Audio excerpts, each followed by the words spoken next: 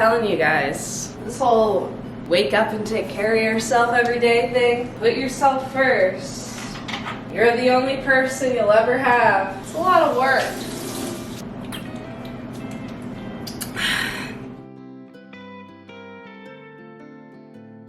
Allegedly, I'm getting better at this taking care of myself thing. Allegedly. I only feel that though because I am getting abs. I'm really good, and I think it's been kind of obvious on my channel, at recognizing my weaknesses. I, all day, every day, can tell you what I'm doing wrong, what I likely should be doing differently, what I need to stop doing, stop saying, stop being, stop hanging out with.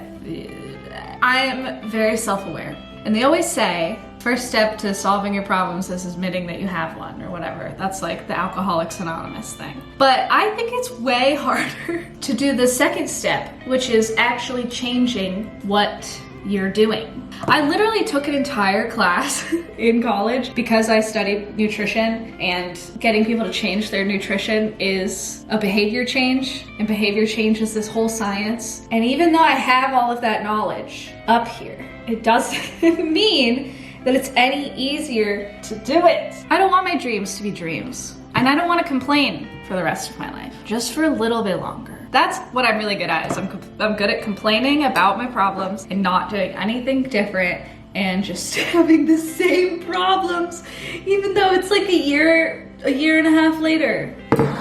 I can't believe the pandemic did this to me. This is not a deep character flaw at all. The coronavirus did this to me.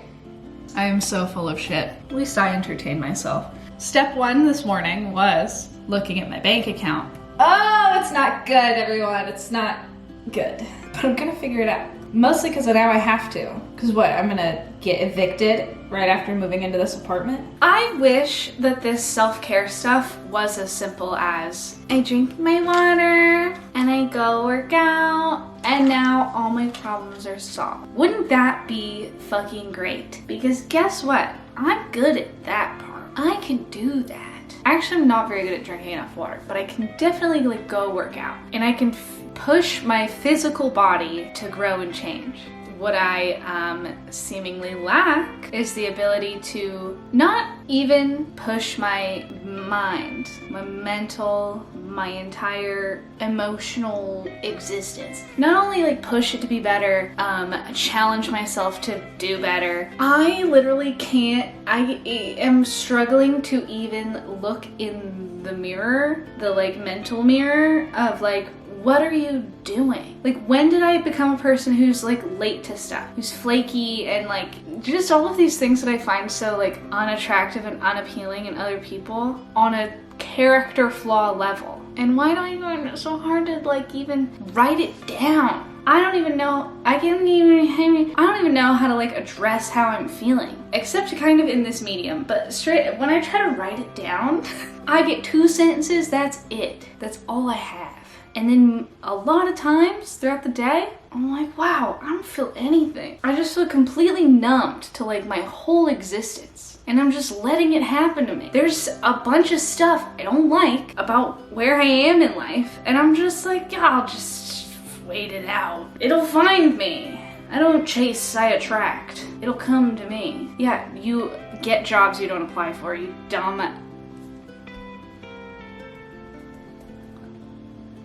I can do it. I'm incredibly capable. I just, don't. Up until this point in my life, a lot of my self-growth just happened. I didn't have to seek it out at all. And I can tell that this kind of like post-college, this age, being 24, my parents got married at 24. Like, this is the time where you either just stay the same, like accept who you are, how you are, and never grow until like maybe you have your midlife crisis, and that's when you finally try and figure out who you are and achieve happiness. happiness, or you just stay the same. And it's so much more work than anyone ever seems to talk about. It isn't just you exercise and you drink your water and you make your budget and you do your face masks and all of a sudden everything's handy dandy, super great, we're all doing wonderfully. It's putting yourself in uncomfortable situations on a regular basis and putting yourself out there authentically and just praying that other people accept you for who you are.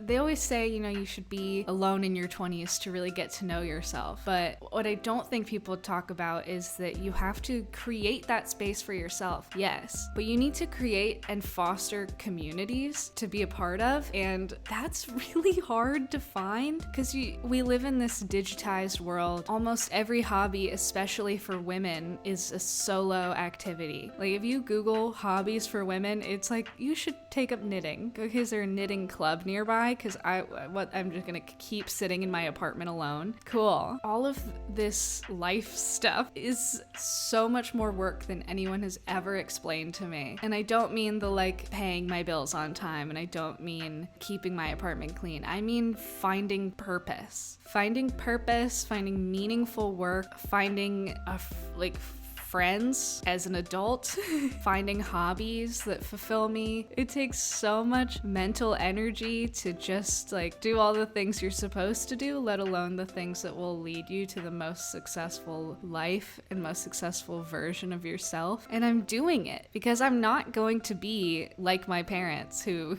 settled down at 24 and went, that's it for me. This is all, and let's have some kids. And then in 24 years, let's call it quits. Let's give up on each other. I don't want that. I want more for myself than like to start having fun at 56 and to start choosing myself and my hobbies at 56, or to end up like my mom who never really had friends, or to wait till I have kids so that I can become friends with my kids' friends' parents. I deserve better and I need to achieve better. I think that this is just growing pains of like what this looks like, and I think we should talk about it because I know that there are tons of other people in my same age group who are like doing all the things you're supposed to, and I know that they also don't feel fulfilled. And I think it's fucking stupid to spend your life comfortable but like not really happy. The happiest I've ever been is when I'm like going out of my way to do things that are kind of hard and make me uncomfortable. I'm even someone who's like been diagnosed with anxiety, and I am out here going to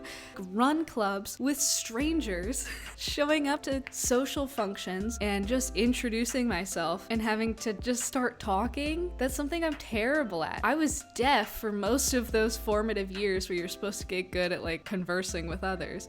I've taken more than one quiz that says I'm autistic. Like I'm not by any means super talented in this socializing field, but I'll be damned if I don't give it a shot. So this is, I guess, just my thoughts on my growing pains is really what I would call it, and kind of this early stages process of creating my life and creating the person I want to be and fostering that for me and fostering a community that I feel good about. And I'll be damned if it doesn't work, because I don't know what the fuck else I'm gonna do, because I'm really trying here. I really am. Well, here's hoping. I'd love to hear if you maybe have already gone through this and how it went for you, or maybe you're also going through this and what are you working on and trying to achieve, or did you not even realize this is a problem you had and now you're like, god damn it, Marnie, do I need to start working on that too? I don't know. Let me know what you're thinking, because you have just seen my like candid thoughts for the last 10 minutes or so it'd be nice to get some back from you. I love you. I really do. And there's been so much support on my last couple videos, and I really appreciate it because like life hasn't been the easiest. Not that it ever will be or ever is, but it's just something you have to go through to come out the other side a stronger, better, smarter, happier person. I'll see you later this week. Peace out. Bye.